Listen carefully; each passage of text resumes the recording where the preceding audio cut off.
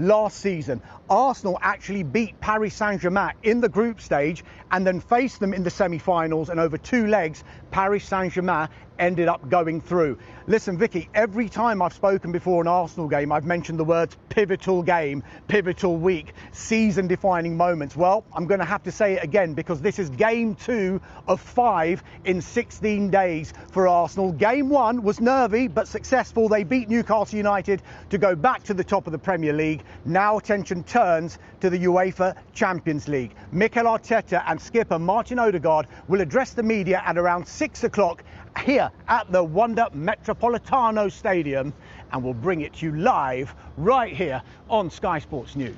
Pivotal indeed. Thank you very much, Dharma, Chef. Just as it was the cameraman there, we loved it.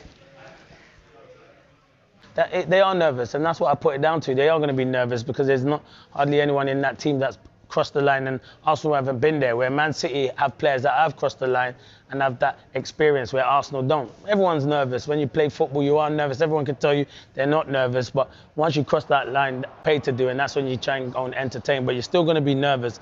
The goal from Eze on the weekend's brilliant. Newcastle had about 3 warnings on that, so I don't understand why they've not defended it. You can't leave someone of that quality like that. And I've said it many a times. If Arsenal have a great chance of winning the Premier League, this guy's record over the seasons when he was at Palace, from I think it is from March all the way through to May, this is where Eze comes alive. So that's why you probably make Arsenal a bit favourites at the moment. But the strike's magnificent.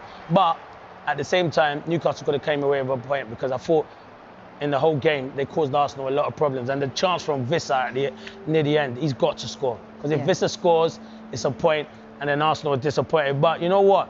Don't care how you play, Arsenal fans, or the players, or Arteta. It's about getting 3 points. When there's this much games to go, all it is about getting the 3 points, moving on to the next game. Is it though? Is it about getting the scrappy 3 points, or is it actually to try and win that psychological battle? Had they thumped Newcastle, wouldn't that send a message to City? No, not really, because No? because Newcastle are not in good form at the moment anyway. If it was a team that were flying in Newcastle, but Arsenal have not thumped hardly anyone this season, so they're not going to do that. All the games are really close, and that's just the way Arsenal are.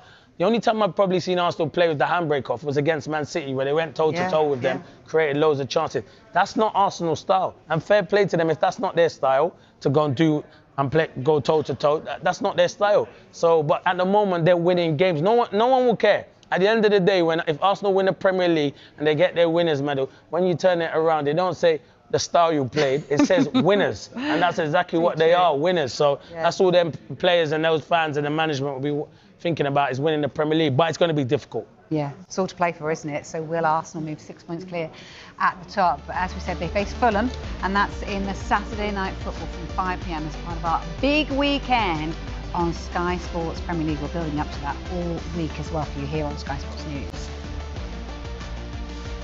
Right, meanwhile, Diego Simeone did offer up some transfer news, and that's that Arsenal's interest in Atlético Madrid forward Julian Alvarez. But they face competition to sign him from Paris Saint-Germain and Barcelona. Now, Alvarez, you may remember, won 2 Premier League titles in 2 seasons at Manchester City, and is known to Arsenal sporting director Andrea Berta after he signed him for Atlético Madrid. Well, I'm not in Julian Alvarez's head, so I suppose it's just normal. He's an extraordinary player. There's interest from Arsenal, PSG, Barcelona and other teams, but this is nothing we're concerned about. It's fascinating, this one, isn't it? Because you were just saying what a player whilst we were listening there, but you know, we're told that they don't want to sell him, even if he asks to leave this summer, and they value him at £130 million. Is that too expensive, do you think? Not really. He's a goal scorer, and in this day and age, it depends how long he's got on his contract. Goal scorers are going to cost big money. Everyone wants a goal scorer. If you feel like Haaland and Harry Kane were to become available, they'd probably be above 130 million, even though Harry Kane's into his 30s now, but he scores goals, and that's what Alvarez does. I think Man City would have still kept Alvarez if Alvarez didn't want to leave, but he wanted to be a regular. He didn't want to play back up to Haaland. I think if they had had him this season, Man City would have won the Premier League comfortably.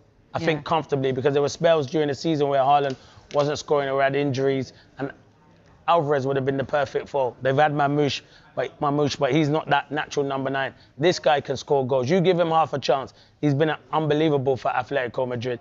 He's got great movement, and he doesn't need 2 or 3 chances. He needs 1 chance, and he finds the back of the net. So, yeah, those clubs that are interested in him, there's some big clubs, and they're going to have to pay big money. And Atletico Madrid, they have the right, because he's on a big contract with there, and it's going to cost a lot of money to get him out. But would I pay that money to get him out? 100%, because he's a difference maker, and he wins you football matches. Yeah, he's got a contract till 2030. Well, then they're winning. They signed him for around 81 million pounds. Yeah, so you want to make money on him. Yeah, you're gonna. And they're being clever. So it's watch this space. Arsenal should have probably gone for him before they went for Victor Gyökeres, but these things happen, and he was already at Atletico Madrid, so it was always going to be difficult to get him away from them. But he's a brilliant striker, and you look at it now, Man City fans probably think, wishing was he still there?